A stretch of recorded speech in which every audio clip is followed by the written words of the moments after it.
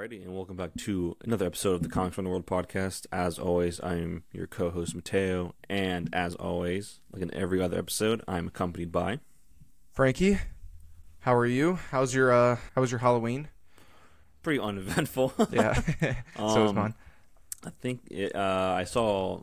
I think on Halloween night, I saw Five Nights at Freddy's. How was that? Wasn't my thing, man. I mean, I didn't play any of the games, and I never really grew up with it, so it didn't really resonate with me. But I did hear a lot of the fans, like casual, diehard fans for Five Nights at Freddy's, really enjoyed the movie. Okay. And I do have to say, the intro to the movie was probably the best part of the movie. It's pretty cool. All right. Well, what have you been reading any comics besides the one we've been reading? Have you been playing any video games? Watching any movies besides FNAF? Reading. I'm reading right now. It's an indie comic. It's called Dragon's Hoops, and it's the same guy who wrote Boxers and Saints, Superman Smashes the Clam. Oh, is it Gene? Okay, guy. he wrote a really good Shang-Chi run that I read. Oh, yeah, he did? I didn't read the last volume, but I've read the first three, and it's really good. Oh, okay. Yeah, I think he's a great writer, so I have, like, a huge list of comics I want to read, and I have it posted on League of Comic Geeks. It has, like, almost 900 entries, so I kind of just randomize it, and they landed on Dragon's Hoops. Basically, it's just, like, his like own retelling of the school that he works at and like the basketball team and like all that stuff.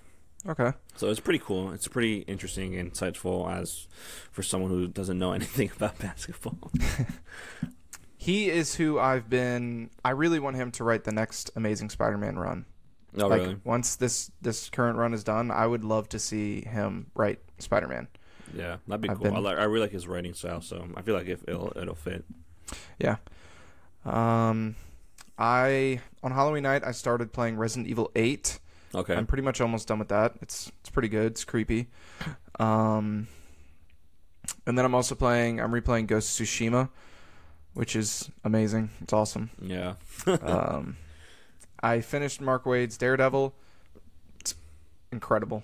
Yeah. it's great. And now I'm reading J. Michael Straczynski. I can never pronounce his last name. Straczynski. I'm reading his Spider-Man run for the first time.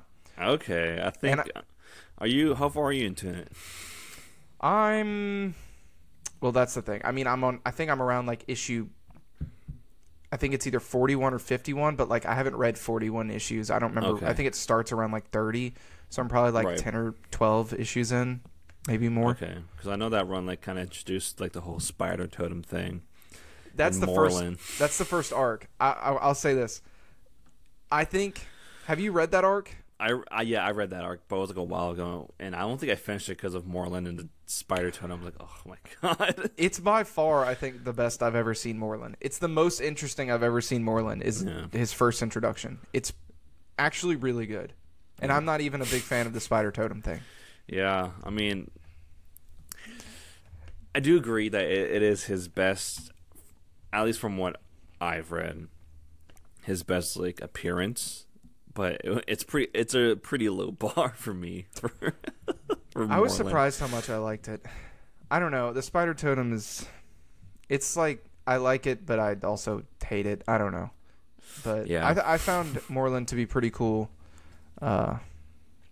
In there. And then also I was thinking about on one of our last episodes we did like favorite issue, and we both like were like, I don't know, like there's a billion. Yeah. I think I've found it maybe, or at least one of my favorite issues. And there's an issue where Aunt May finds out that Peter's Spider-Man. Yeah. And the whole issue is just like them discussing, and I was like, this is like amazing. It was really, really good. That's great. I think it was in between like the cliffhanger ending of the issue about Aunt May finding out that Peter is Spider-Man, and then like it cuts to like the 9/11 issue. Yeah. The 9/11 issue was also really great. Like it was, I feel like if you were reading that like right when 9/11 happened, it was probably like really touching. Yeah, it's been. I kind of was expecting to not like it that much, but I've really really really liked it so far. I just like got past the part where MJ and Peter rekindle their relationship. That was really great. But yeah, good thing that like their rekindling of their relationship ends there and doesn't progress repeatedly in the future. Or I'm sure that's not that's not butchered in the future. Thank God. Oh, I also watched for like the 8th or 9th time yesterday Dune. Still haven't seen it. It was Dune Part 2 was supposed to come out today. Oh, really? Yeah, and it got pushed to March, and I'm just constantly reminded of that today, and it's just terrible. Never seen Dune, never done anything Dune. Yeah, I gotta watch it. It's great. I think it is one of my favorite science fiction movies, or if not the best science fiction movie I've seen. But it's great. I think it's great. But speaking of the science fiction, we are discussing Volume 7 of Teenage Mutant Ninja Turtles, the IDW collection. I kind of told you this, but I always thought it was weird how they waited until Volume 7 to have Mikey on the cover. Yeah. But I don't know what their thought process was with that, to be honest. Just like I don't know if the covers ever really had any meaning. Although this one is kind of Mikey-centric because, he's not really with the family. But I don't know if they have like any meaning to the covers. Yeah, that's true. But what's special about this volume, no tie-ins. No tie-ins. Not a single one. And it was pretty great. No tie-ins, because it was just just a nice flow. They do reference they reference the tie-in. They reference the tie-ins though. They do. But I gotta say that I think this is probably the most tense volume that we've read so far. It's very tense because everything's just like really like weary in a sense, and not the relationship between the Turtles and Shredder, or not Shredder, Splinter is it's definitely I mean, Mikey's basically left, and then by the end, I mean, it's I agree. It's like everyone's relationship with it, like everyone else, is strained with like you said, the Turtles and Splinter, the Turtles with one another at some moments, April and Casey. Who else? Harold and the Turtles at one point at the end. Harold and his wife. Yeah, surprising he has a wife. The Mutanimals and Hob. That's true. It's just like tense. There's like everything like it feels strained afterwards, after the events of the previous volume, which was Splinter killing Shredder and taking over for the Foot. Overall, I guess we can start talking about like the story in of itself first. What do you think about the story from beginning, middle to end? There's a lot of like different arcs in here because since there's no tie-ins, there's a lot of there's a lot of issues here, and I mean, just again, they're all really good. Like, I don't know. I think there's a lot of times where this series just like isn't for me, but I can still recognize that it's just like really like high quality, like just really good. Like, there's some decisions I don't agree with, but it's still like just really good and really entertaining to read. Yeah, very true. I mean, I read this whole volume in a span of one day, essentially. Damn. Yeah, so I was like, because I knew I was gonna be busy like during certain parts of the day, so I was like just sitting there on my computer, just like reading like everything, and it didn't really feel like a drag or anything. Like, I'm being forced like, I gotta make sure I gotta read the next issue before I do this, but it just felt like very fluid in a sense. Mm-hmm.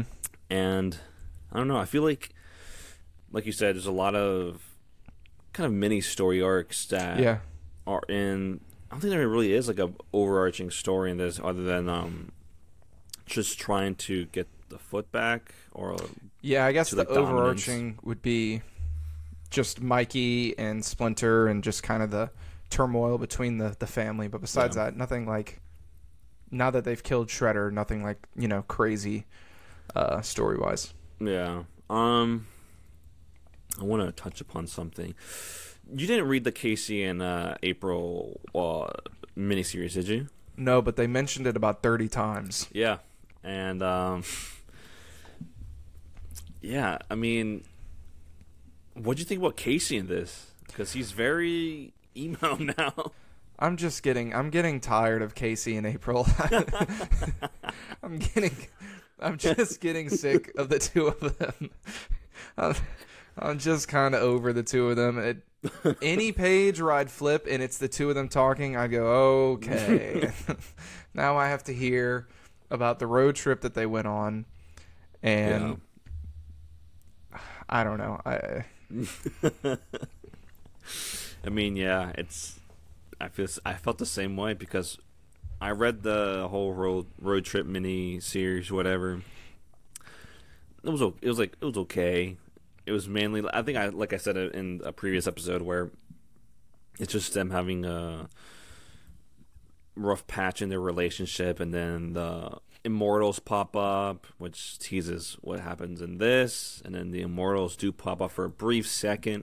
They don't do anything. Yeah, they're just there. I hate Kitsune. She is by far the worst part of this volume, dude. She just controls the Alopex, but then she controls everyone. Yeah. Which I didn't know she could do. I thought it was just the wolf.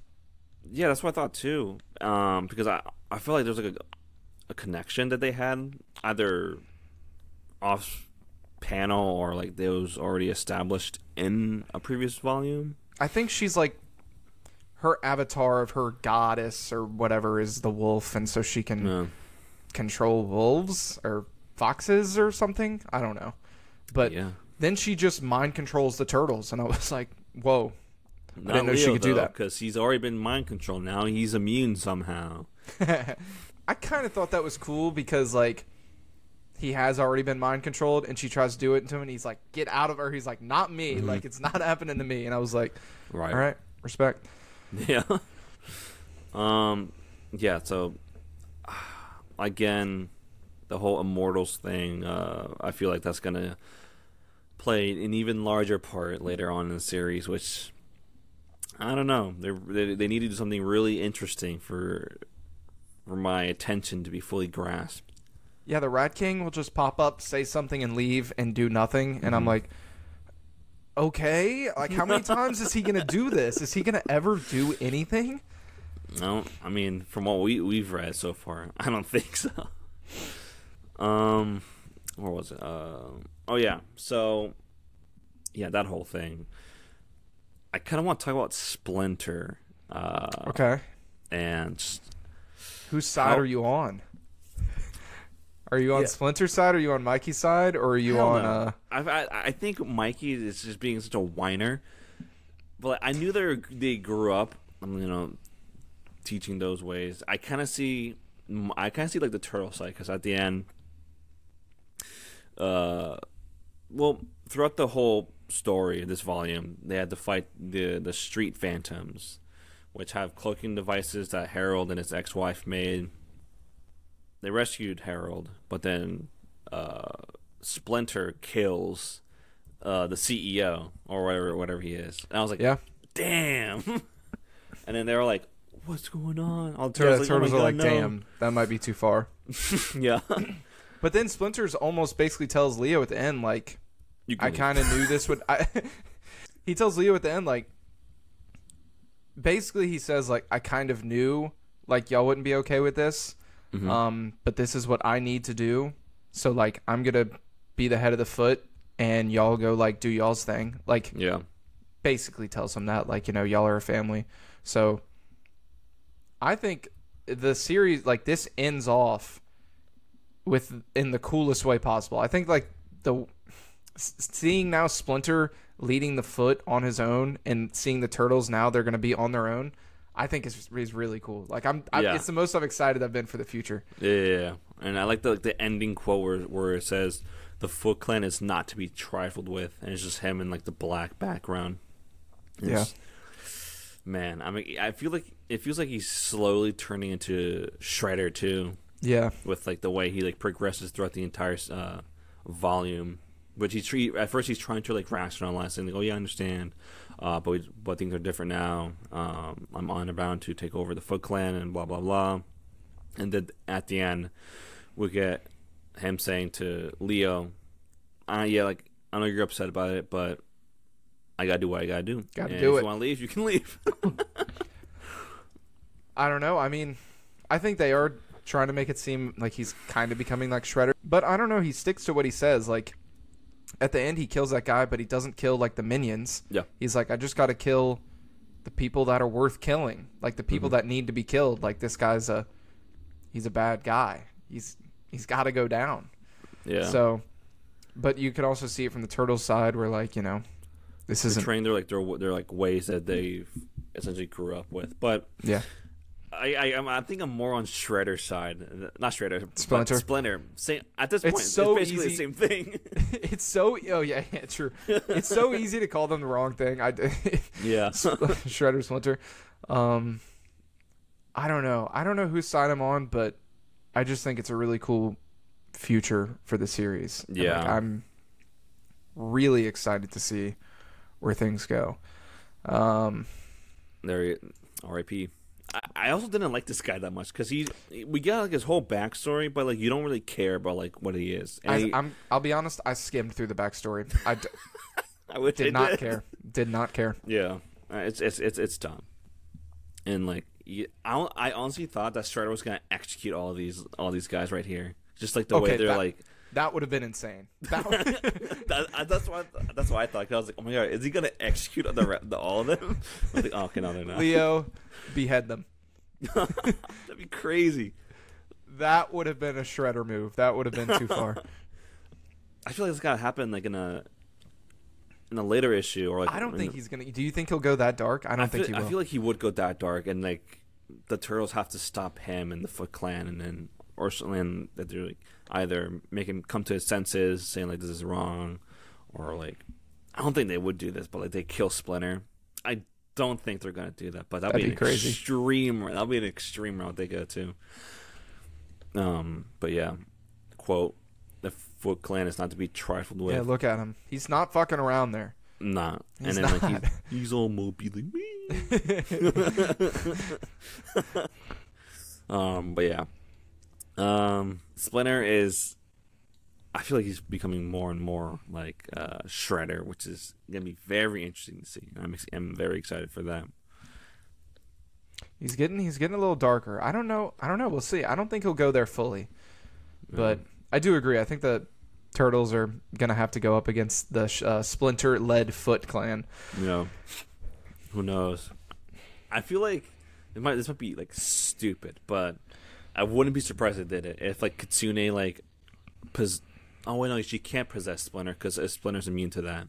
He's too strong. Yeah, I was gonna say like if like she can control Splinter and like can like command the Foot to attack the Turtles or like some shit like that. But like now he's immune. We get Leatherhead in this volume too. That was an interesting arc. Yeah, I found that arc really interesting, and that arc actually, even though I didn't even read it, it ties in a miniseries, or not a miniseries, a tie-in really well. The Turtles in Time. Mm-hmm. I found the way that they tied it in well, and it was in a way to where you didn't have to read it to understand it. They explained it enough to where you can get what happens without having to read the tie-ins. Yeah, that's very true, and I don't know if it's just me, just like reading this whole thing in a single day, but there's a lot of backstory, like people like retelling their backstories. Yeah, I'm like, oh my god, and like all these backstories. We got Leatherhead, we got that one CEO guy, Darius Dunn. Yeah, I found Leatherhead's a lot more interesting, and I think he was a really good character. Now he never tricked me.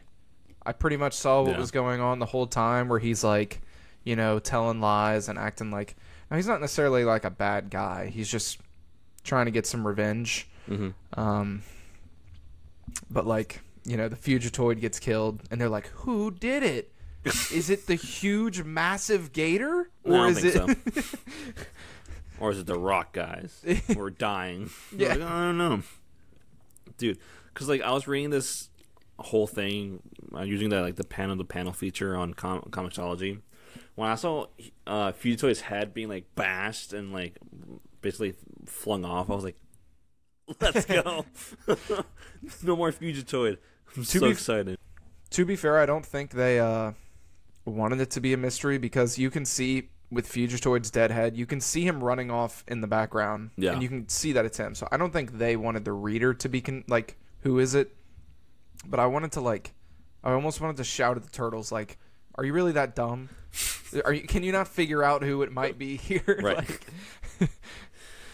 Yeah, overall, besides the obvious issue I have with reincarnation, my biggest issue with this comic, and honestly, just all comics in general, I hate when artists switch up so much. Yeah. I think we have 3 art changes in this comic. In the first 2 or so issues, I loved the art. I thought it was the best art maybe of the series so far. It's the first 2 issues. Then we get a different artist, and then we get the artist that usually is on the book. And even I'd almost rather it be bad art but always be there, because I feel art makes you it makes the world feel alive, and it I associate that art with that world. Right. And when that art changes, even if it's for the better, it makes the world feel disconnected, and I think art just makes a world really come alive and makes it feel okay, this is that world. And I hate when artists change on a run. No, yeah, I get that. It does kind of take out of the immersion, I guess, of you just reading the story. And I do agree with the art, but the artist in the beginning did give the one what's her name again? Jenica, huge fucking head. Huge head. Yeah, let's see if I can pull it up. I love the way the turtles are drawn in those first couple of issues. Yeah, it kind of reminded me of the kind of a mix of the Mirage, the first Turtles run, mixed with the 80s animated series in a sense. Where is it? Oh yeah, there it is. How could I miss it? Yeah, there it is. Giant dome. This is crazy. It's a built-in helmet right here. And her head is just literally shrinks to half the size too. And later in the series, which is crazy. But yeah, it's just look at the way at the bottom left Leo is drawn there. Yeah. I really love that. It looks almost like Chris Samney-esque to me. That's true. Yeah, I agree with that. But yeah, we got the Mutanimals back. Pigeon Pete, yeah. Pigeon Pete has a bit more to do in this volume. He's great. He's a great cook, allegedly. Oh, you know who I loved? I already forgot his name. Also, that variant cover, I marked that down as one that I want. That cover is badass. That's sick. There's a lot of really, really cool covers in this. What's the new character that's introduced in the Mutanimals? He has the skeleton. Mutagen Man. Mutagen Man is my favorite part of this. Yeah, he's awesome. Volume. He goes by both Mutagen Man and Seymour Guts. I love how I think it's Mikey. Mikey compliments him, and he's like, "Nobody ever says anything nice to me." And Mikey's "You're good, bro." And I was like, "Dude, I love this guy." Yeah, he was probably the best part of the Mutanimals miniseries. But yeah, Mutanimals are just keep getting better. Yeah, Mondo. Yeah. One last thing I want to talk about very briefly is Casey taking over the Purple Dragons, which only happens at the end, which is what basically is orchestrated by Splinter, because Splinter and Leo have this pretty interesting argument in a sense where he's mad at Splinter for not revealing everything to him, and then Splinter like pulls out the receipts, and I was like, oh, that's interesting, because I remember this one time where you did this exact same thing to me, not that far back. So why are you getting mad at me for me doing the same thing? I like that part. And Leonardo's like, oh yeah, I guess you're right. I mean, I was like, you tell him, Splinter, you put him in his place. But yeah, Casey with the purple dragons. I don't know. I thought it was cool, but we see none of it happen for the most part. Like, it just kind of happens, and it's like, oh, okay, that's a thing now. Yeah, I feel like that's got definitely, like, again, setting up for a future conflict in the next volume or whatever. Because I know April's got to be like, why are you doing this? Why are you doing this? I'm like, oh my gosh. And like, we're getting more of like their like relationship being even more strained, even though they're already broken up. And we already do not care. Right, yeah. And I was like, oh my god, just go to break. But yeah, I do agree with the art, though, with like the changes. It does kind of take me out of it for the most part. Overall, I like this volume. Yeah, overall, this. I mean, just because there's no miniseries, it's definitely one of the best volumes I think so far. But I on League of Comic Geeks gave it a 4.5 out of 5. I gave it the same thing, a 4.5 out of 5.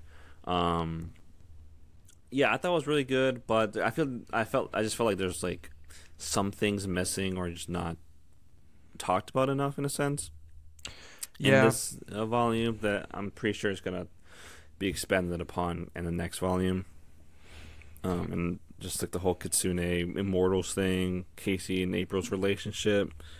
I really don't care about any of that. Casey was just like I hated Casey in this. I'm like, shut up. Like, I don't think I'll ever be able to give one like a full 5. I gave one a while back a full 5 because I kind of got swept up in the final arc of it. That was like the Technodrome when they like. Oh yeah. That was such a great arc.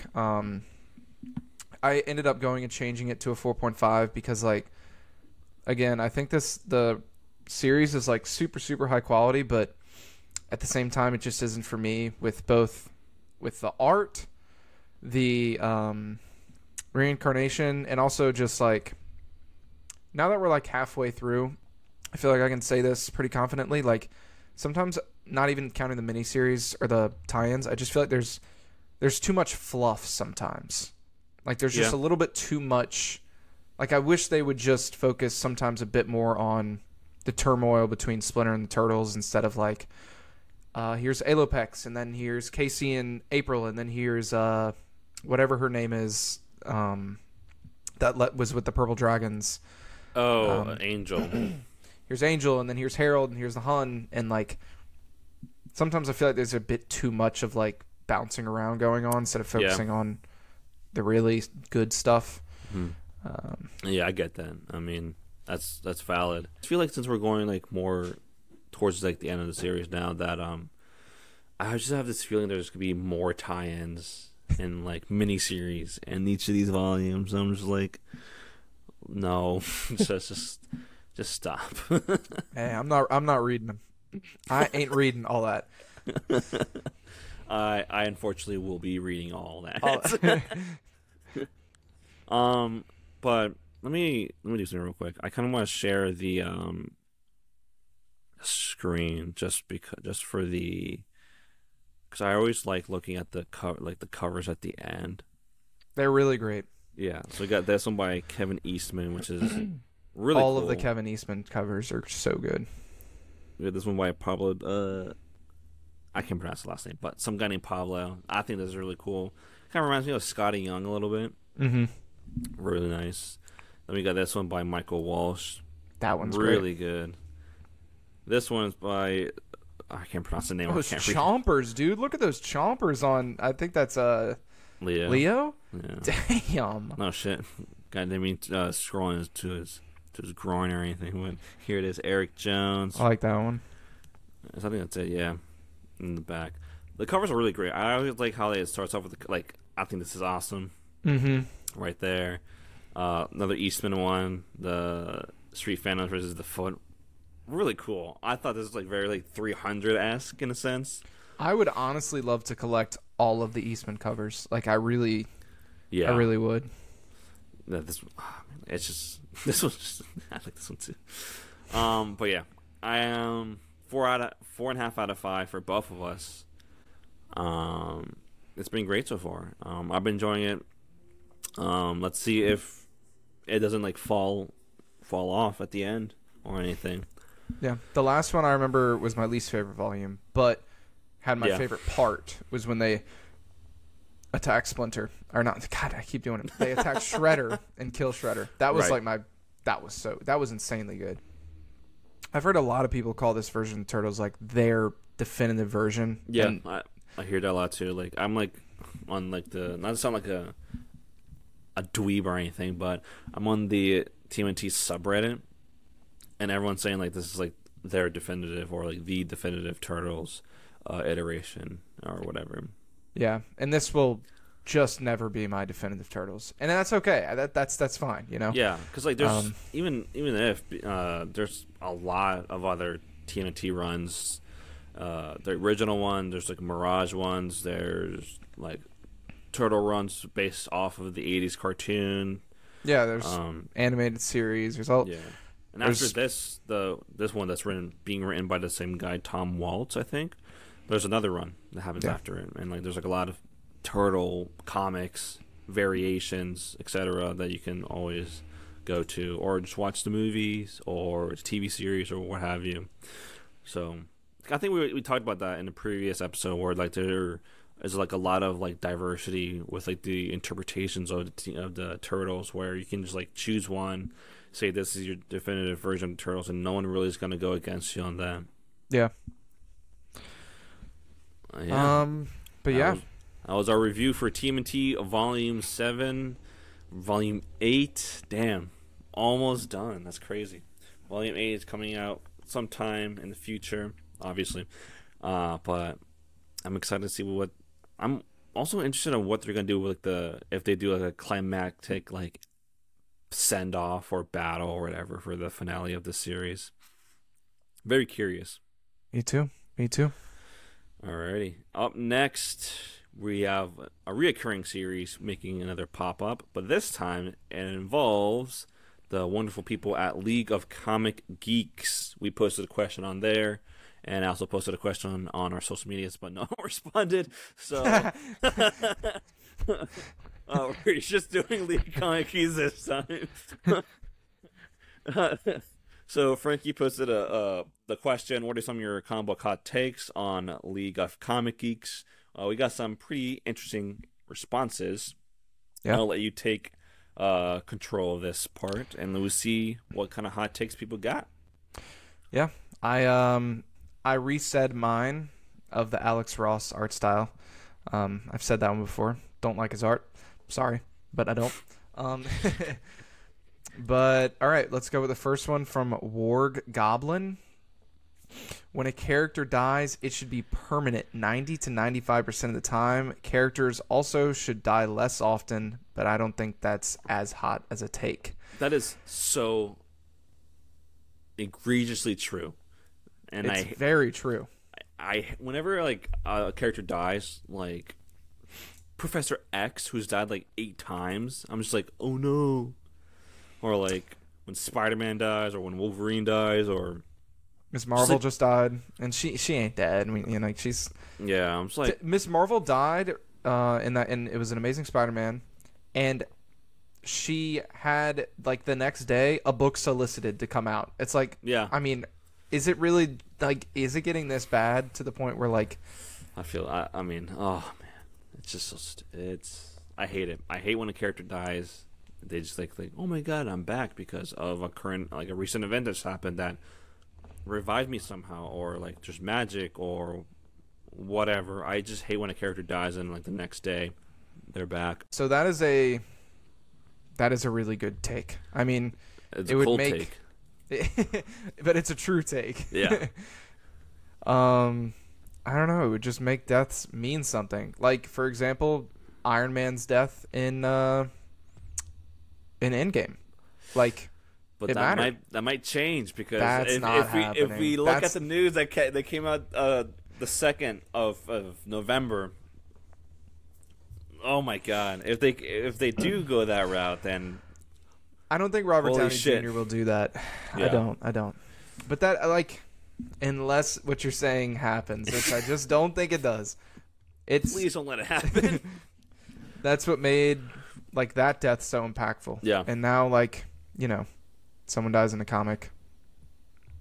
But I do agree. I don't think you can say 100% of the time. Like, one example that comes to mind of when I liked how it was done was in Invincible when Adam and Eve dies, but her, like, the way she was experimented on, like, brings her back because, like, her powers won't let her. I thought that was interesting. There's definitely ways you can bring people back that, like, is interesting storytelling and isn't just... Yeah, kind of like with the Lazarus Pit, where, like, you come back, but you just become more and more less of yourself. And Jason Todd, Jason Todd's a great example. Yeah. But it's people. I mean, I feel like the Lazarus Pit is a cool thing, but I feel like a lot of people don't really understand how it works, and not even just like the people, but like sometimes our writers don't know how it works, and you just throw him in, like, oh, he's back. Oh my God. Yeah, we need somebody to come back. Yeah. Like, I think Alfred has stayed dead still ever since the end. I think. Yeah, which I respect. I respect keeping him dead for this long, but I know that is gonna go away. I feel like my bet is he's coming back next year in 2024 somewhere, somehow, the return of Alfred Pennyworth or some dumb shit. The return. Yeah, and they're gonna make a whole big deal out of it. It's like, oh my God, guys, check out, pre-order all the 88 variant covers for the return of Alfred Pennyworth. I'm like, come on, dude. It's like, jeez. There's a good way, I think, to bring characters back, but when I say my hot take, okay, I'll get to that. But the next one is from AOK88. This is especially for DC, but I think there should be much more universes being worked on at the same time. Having multiple main universes would be much more fun, not just for the readers, but also for the creators. I think this is proven by DC Black Label. She says the new universes we get don't have to be as dark as Black Label stories, but it would give the writers more creative freedom in their stories. It's kind of like Elseworld stories. I think what is being implied is that, for example, like how Marvel's doing a new Ultimate Universe, basically having, like, different universes being written on at the same time. So, like, have the 616 universe have stories being told while there's an Ultimate Universe, and that way the creators can have, more freedom. They don't have to rely on, backstory and previous history. Yeah, no, yeah, I do agree with that, because, I mean, even with the original Ultimates universe, that was, like, a huge success. Granted, like, more towards, like, the latter half of that whole thing kind of caved in on itself with the Ultimates and all that weird stuff that happened. Ultimate Spider-Man is, like, one of the most popular Spider-Man runs of all time, and that's like, I feel like that's where a lot of people started with Spider-Man. It was just Ultimate Spider-Man, because that's just like a really great jumping on point, because there's an issue 1 and, like, the final issue where it all ends. And, like, like, sometimes, like, some, like, Miles went into the 616 universe, but, like, that's a whole different, like, separate thing. Yeah. But I do think DC should do something like that. Yeah, I hadn't read these because I thought it'd be more, like, fun to discuss them and read them, like, live. Mm-hmm. This is kind of what my hot take is, so I'll just say it now. Okay. All right. My hot take is that canon is stupid and canon is overrated, and I don't care about it. Like, what I mean is that I think it's, like, one of the reasons why I love, the Ultimate Universe, the New 52. It's the reason why I'm so excited for Hickman's new Ultimate Universe, is because, like, I hate having to rely on backstory and, all the history that comes with Marvel and DC Comics. And I love when like it gives the creators, the writers, just a clean slate. They can do whatever they want with the character. They don't have to worry about history. Yeah. No, like, not to say that like canon is always bad. I think one character who's like had a great history with their writers, like doing their history justice, is Daredevil. But that's not always the case with most characters. So yeah. I don't like canon. I love reboots. I feel like a lot of people, I feel like it's a hot take because people hate reboots. Yeah. People hate reboots. That's not a hot take right there. You like reboots. I love reboots. Like, I don't know. I like stuff being rebooted. I guess the best of both worlds is to have what this take is. Like, have a reboot while still having the main universe. You know, like the Ultimate Universe is gonna happen soon, but that's not getting rid of the main one. I think that's probably the best way to do it. Yeah, I agree. And I think I totally agree with that because I always find myself resonating or like liking more of Elseworld stuff or like out of like continuity stuff. Like I always was a big fan of the DC Elseworld stories. Granted, there are some that I don't really like, but like at least they're doing something very different with their characters. All you need to know is that that's Batman, that's Superman, but it's like completely different. And thank God they are coming back with the Elseworld stuff. They have announced a lot of Elseworld titles, which I am super excited about. See the Batman Barbarian one? Oh, dude, that one looks badass. Yeah, I'm hyped for the DC Elseworlds return because I have Superman Elseworlds Volume 1 and 2, Justice League Elseworlds Volume 1 and 2, and then I'm trying to get Batman Elseworlds Volume 1 through 3. And I know I'm just a sucker for like out of continuity stuff, so I totally get what you're saying. Yeah, I guess that was the hot take I prepared for today. Okay. Next from Very Rare Comics, Miles had a better backstory and more interesting upbringing than Peter Parker ever did. Oh, okay. It's a hot take for sure. I haven't read anything from Miles in the comics, so I'm gonna speak just plainly on the Into the Spider-Verse, Across the Spider-Verse, and the games. I feel like I have to agree. I feel like they're both great backstories, but I feel like I like Miles's backstory just a little bit more. I've read Miles comics. I don't know. I mean, this one's, if we're just talking like backstory, I don't know. I'd say I like him probably the same, but I left a comment under this. I was like, currently between comics, games, movies, Miles is my favorite Spider-Man right now. Like, and it's honestly not even close. But if we're just talking like backstory, I probably have to say I prefer Peter's. But it's not by much. I think they're both pretty great. Yeah, which is kind of rare to come by with like a legacy character having an equal like quality of a backstory. Mm-hmm. Yeah. Yeah. That's a hot take. Yeah. That's a good. Here's one I can't say much on. The Lego guy says Logan should be retired and Laura Kinney should be Marvel's main Wolverine. I don't know anything about Laura Kinney. Nothing. Yeah, me neither. I know that she had like a run before, but I don't know. I think that's like when Wolverine was quote unquote dead. I might be wrong. I don't know. But I know she is a fan favorite, and that's all I gotta say. Because I don't really know anything about both Logan or Laura Kinney as both Wolverines. The only thing I'll say, like, because I feel like we've probably all seen this take with like Miles. The issue with that is, let's say even if it's true, it's never going to happen because money. Like Peter Parker and Logan Wolverine, they're too popular and they sell too much for that to ever happen. Like, even as popular as Miles is right now, Peter will always be like the main Spider-Man because he just sells, like, yeah, no matter what. So until that changes, that'll never happen. But I'm not saying it shouldn't. Right.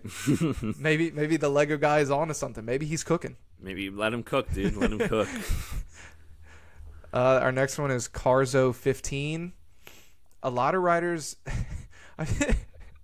No, I'm not even doing any disrespect. I feel like this isn't a take. I feel like this guy is just like going at some people. He says a lot of readers need to understand that just because creators put their characters through difficulties and traumas doesn't mean they hate the character. I feel like he's attacking some people he's seen on Twitter. He's going at him. Yeah, I mean, I completely understand if he's attacking people on Twitter, because people on Twitter are brain dead.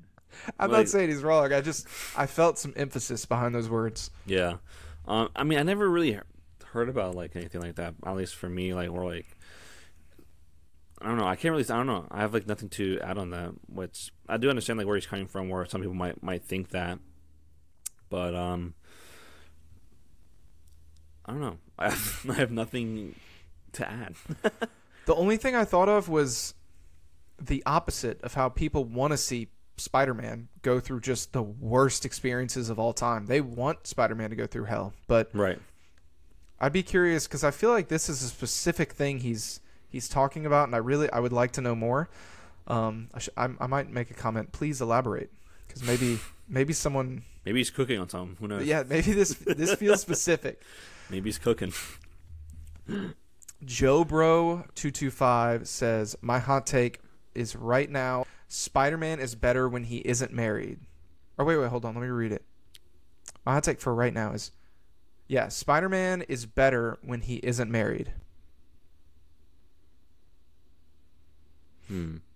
But then he says, it's just writers who ruin it. I think in comics right now, in general, everyone is just hyper fixated on Peter and MJ. Yeah.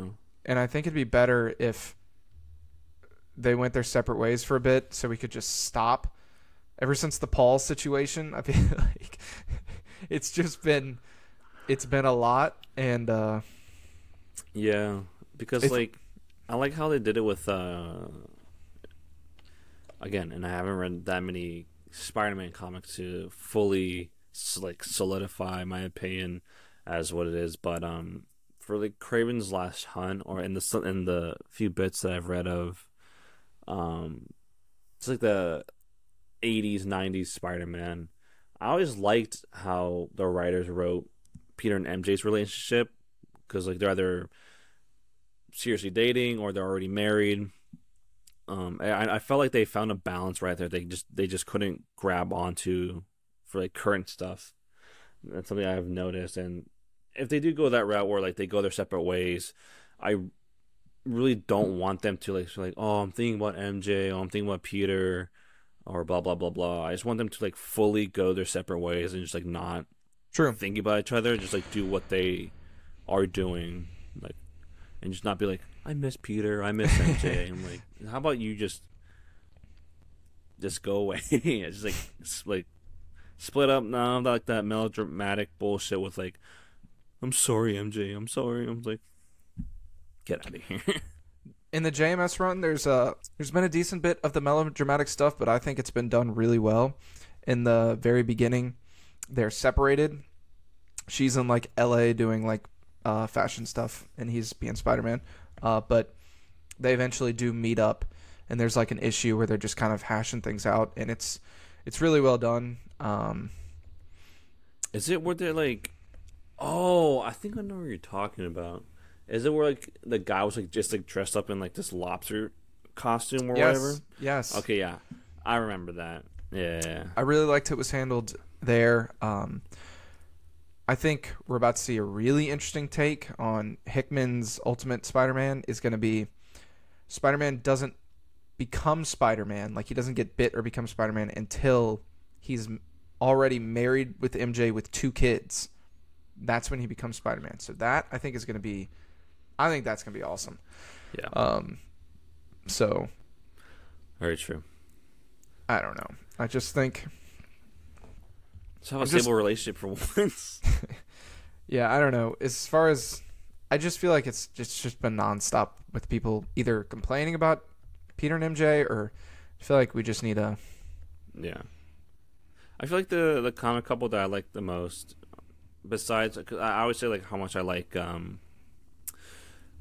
Barda and Mr. Miracle, because like I just like how they work with each other, and I like how like they're both different in their own respective way. Where Barda is more of, because I read this like 4-issue miniseries on Mr. Miracle where they're like in like they're on Earth, but Barda's kind of like fed up with being on Earth and trying to live like a civilian life because she's saying like I'm a warrior, I want to fight, that's like what I want to do. And Mr. Miracle was like I just want to be, low key, just do my own thing. So they kind of like do their own. They go like their own separate ways, but like I feel like even if when they do go their separate ways, they're still connected in a way where, in a sense of like it's still healthy. Yeah. And for like Superman and Lois, it's also a good example. I just love like their chemistry with one another because I don't think she ever, at least from what I've read for Superman, when they're together, she doesn't really bitch about Clark going off to save the world, because if your significant other is a superhero and they had to go save the world, the last thing you should do is hold them back and just complain like you're too busy saving the world and saving people's lives and the life of Earth, but not spending enough time with me. Like, they kind of addressed that in JMS's Spider-Man with Peter and MJ, but I think it's done like really well. I really enjoyed it. Basically, like in a broad way, MJ just like is like, you're doing all this amazing stuff, and I just feel like I'm not important. And Peter's basically like you're the most important thing. Like I couldn't live without you. I feel like that's a good way, because that probably would happen. Like if your significant other was a superhero, you'd probably be like, do I really matter in the, like in the big scheme of things? Like this guy is literally saving the world, and I'm just like, so I get it, but you can't make it drag out for like ever, because then people just get like how they are, where they're like, oh my god, like either get married or yeah. So I get people's frustration. Yeah. Our last hot take is, my hot take is I'm tired of hot takes. I get that. I completely understand. I commented, I said, I agree, but I also love them. And he said nothing wrong with that. That's fair. Yeah, that's very true. I think I do have a hot take that I don't think I said before. It does feel though like everyone's got a hot take. I do get what he's saying, but they're fun.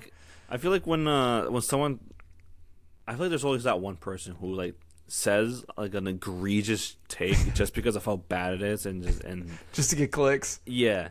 Spider-Man is the worst character of all time, and everybody's like, okay. Yeah. I'm gonna give 2 hot takes, because I gave one. I did a video on it a couple days ago where for a comic book movie, I don't think I said, I think I said it, but I don't remember, so I'm just gonna say it again. That I really liked, if not I loved, Shazam 2, Fury of the Gods. You've kind of said this, but all right. Because I did a video on it, and I was like, I can't be the only one who I keep thinking about it, because everyone's saying like this is like one of the worst movies of the year, and what have you. I'm like, I can't be the only one who likes it, right? So I really liked it. But this number one hot take that I have is that I feel like that both in the comics and in James Gunn's potential DCEU or DCU, I feel like the JSA should be the main team, and they're in the DC universe. So okay, like, I don't want to say I disagree, but like the main team, it's I don't know, maybe I do agree, but I'm thinking of like sales, and it's like they gotta have the main team be Batman, Superman, Wonder Woman, like. But it also could be cool to see, like, instead of that, we just see solo movies from Batman, Superman, Wonder Woman, and the team movies are the JSA. It could be really cool. Yeah. So I see both sides. I'm neither for it nor against it. Yeah, it's always like something where like I know there's like people discussing it like before or like right when James Gunn announced that he was taking over for DC. How a lot of people saying like, you know, I wouldn't be mad if they focused on the JSA more than the JLA, because I know James Gunn was like tweeting out like different pictures of Justice Society members, and I feel like that was a lot of people's like speculation, where he's got to focus more on JSA over the Justice League, which I was like, please make it happen, because I would have, if I gotta be honest, if he replaces the Justice League with the JSA, I would be thrilled. What if I just came up with this on the fly? This could be a terrible fan fiction, but I'm gonna give you a what if scenario. What if the DCU starts? The JSA are already made because, you know, they're like the older team. Mm-hmm. So like that's the first couple movies we get. Then we get like the first person that comes to mind is Darkseid. And while all this is going on, you know, we're getting our Batman or Superman movies. And then it's like Darkseid versus the JSA. And at the end of the movie, Darkseid just kills them all. He kills all of them. And then we start getting the Justice League movies. I mean, before he kills them, we get like a good solid movie or two of the JSA. Yeah. So it's in like the third movie where like they're just wiped out. And then the Batman's like, I gotta make a team. I mean, it would be heartbreaking for me. I was like, oh my god, no! Like all the JSA is dead. I could see that as of like a plausibility. Like it wouldn't be. I wouldn't be too. Well, they are killing off my favorite team. But if you would at least get like a good. That would be, let's say they get 3 movies and in the third movie they're killed off. So you'd get a good amount of time with them. Yeah, that's true. If I were to say this, because we know how like an MCU is in phases, right? And like they're kind of doing the same thing with DC, but they're like doing more chapters. If I were James Gunn, I'll have a full chapter just dedicated to the New Gods. It's like that's it. All New Gods. It doesn't have to be like long, like multiple movies. It could be like, I thought this through. It could be like you've been thinking about this. Oh yeah, I've been thinking about this for a while. Where we have 3, because like in Jack Kirby's new Fourth World Saga, it's the New Gods, Mr. Miracle, the Forever People, and Jimmy Olsen. What I think should happen is, first up is the New Gods, part 1. Second movie is the Forever People. Third movie is New Gods number 2.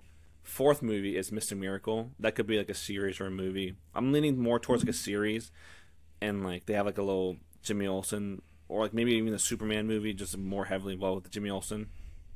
And then the third, and like the third New God movie, and like the 5th movie project, or the last project in this whole like chapter, is like the New Gods movie that sets up the big climactic finale of like that chapter, if that makes sense. Okay. So like what I'm thinking is like at the end of the New Gods movie, Darkseid wins, and then that's where we start, you know, the JSA, JLA, whatever. They're like, oh shit, we have to stop Darkseid right now, or something like that. Yeah, I mean, I kind of want to do an episode where we try and fix the MCU, and so I'm gonna kind of give away a little bit of what I'm gonna say, but I think we should get rid of the idea of phases and do all of it at the same time. Like, for example, like Annihilation and Civil War in the comics happens at the same time. So, like, I think we should focus on the cosmic stuff, the Avengers level threats, and then like the street level, and like have all those coming out around the same time. You know, that maybe they come out next to each other. I just think it should. I think the whole phase idea could be improved upon. But yeah, it's a good idea. I like it. Yeah, I mean, I know it's kind of like in of itself a hot take, but if I would do a whole chapter just New God stuff, because a lot of people have like Darkseid as like the big, like the Thanos level threat. And like if you have Darkseid as a Thanos level threat, there's like a lot of New God stuff that needs to happen before that actually happens. and a whole chapter just purely New God stuff would be great on my part. We'll see how they do it. I'd be surprised if they don't do Darkseid. Yeah.